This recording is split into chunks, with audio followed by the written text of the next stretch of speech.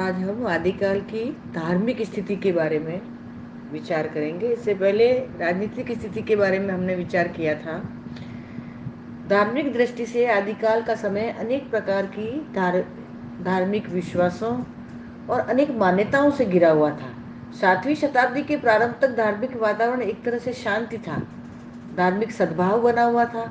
वैदिक यज्ञ, मूर्ति पूजा और इसके साथ साथ जैन एवं बौद्ध धर्म की पूजा पद्धतियां जनसाधारण में सम्मान प्राप्त किए हुए थी। ज्यो ज्यो 7वीं शताब्दी आगे बढ़ी, त्यों त्यों दक्षिण भारत की ओर से धार्मिक लहर आलवार और नायंबार संतों के सहारे उत्तर भारत की ओर बढ़ने लगी। चीनी भ्रमणकारी रेन सांग ने लगभग 642 ईस्वी में जब भारत में वो आए तो उन्होंने या बौद्ध धर्म के पतन की झलक देखी। ये देख वे बहुत दुखी हुए। बौद्ध धर्म के विकारग्रस्त होने के परिणाम स्वरूप उत्तर भारत में शैव मत एवं जैन मत सम्मान पाने लगे। अंत में शैव एवं जैन मतों में भी संघर्ष बढ़ने लगा तथा अंततः जैन मत को काफी धक्का लगा और वैष्णव आंदोलन जोर पकड़ने लगा। एक कारण यह भी रहा कि राजपूत राजा अहिंसा में विश्वास कम रखते थे, कारण कि आए दिन उन्हें लड़ाइयां लड़नी पड़ती थी। इस प्रकार राजपूत राजाओं की ओर से भी जैन मत को प्रश्रय नहीं मिल पाया।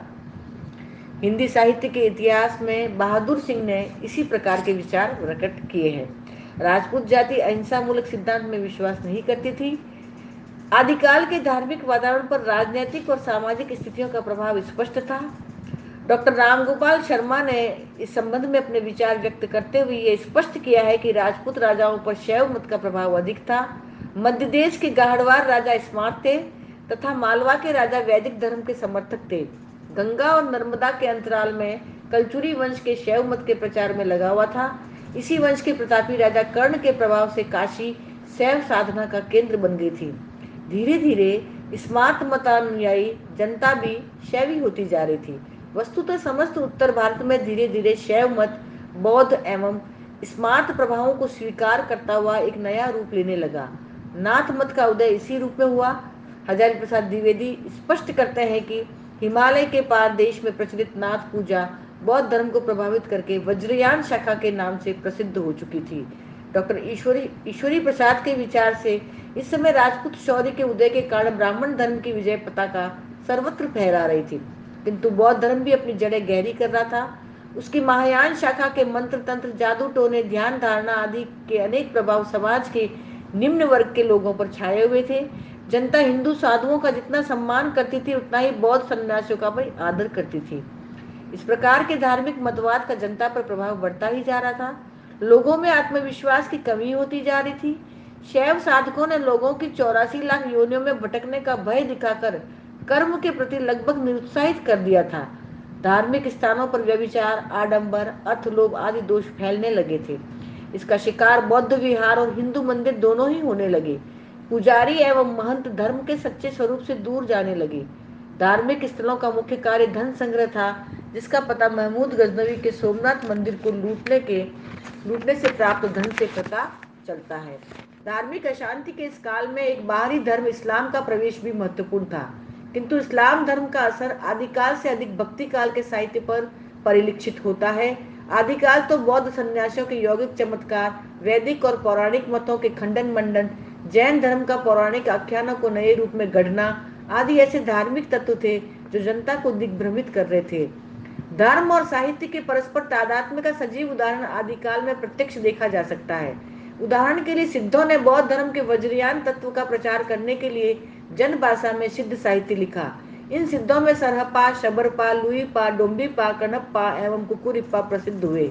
सिद्धों ने अपनी रचनाओं द्वारा पाखंड और आडंबर का विरोध किया तथा सहज जीवन को महासुख प्राप्ति का मार्ग बताया। सिद्धों ने जिस तरह वज्रयान का प्रचार किया, उसी प्रकार कविता के माध्यम से जैन साधुओं ने अपने मत का प्रचार किया। जैन साधुओं ने रास को एक प्रभावशाली रचना शैली का रूप दिया। जैन तीर्थकरों के जीवन चरित्र तथा वैष्णव अवतारों की कथाएं जैन आदर्शों के आवरण में रास नाम से पद्यबद्ध की गई। जैन मंदिरों में श्रावक लोग रात्रि के समय ताल देकर रास का गायन करते थे। देवसेन, मुनि जिन विजय, आसगु कवि, जिन धर्मसूरी, विजयसेन सूरी की धार्मिक रचनाएं जैन धर्म के प्रचार प्रसार में बहुत ही सहायक सिद्ध हुई। योग साधना की प्रतिक्रिया में नाथ पंथियों की हठ योग साधना प्रारंभ हुई, जिसका जिसका समग्र 12वीं से 14वीं शताब्दी तक विकास माना जाता है। डॉक्टर राम कुमार वर्मा नाथ पंथ से ही संत मत का विकास मानते थे। मत्स्येंद्रनाथ, गोरखनाथ, चौरंगीनाथ, गोपीचंद आदि प्रतिष्ठित हुए। इन कवियों की रचनाओं में उपदेशात्मक तथा खंडन मंडन का प्राधान्य था।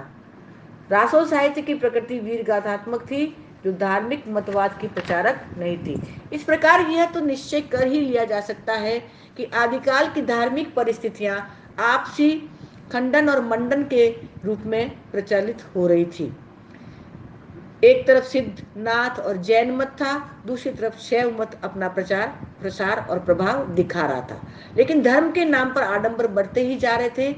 इसलिए धार्मिक दृष्टिकोण से आदिकालीन जो व्यवस्था है, आदिकालीन जो स्थिति है, धार्मिक दृष्टि से अनेक प्रकार से दिग्भ्रमित और अंधविश्वासों से घिरी हुई दिखाई देती है।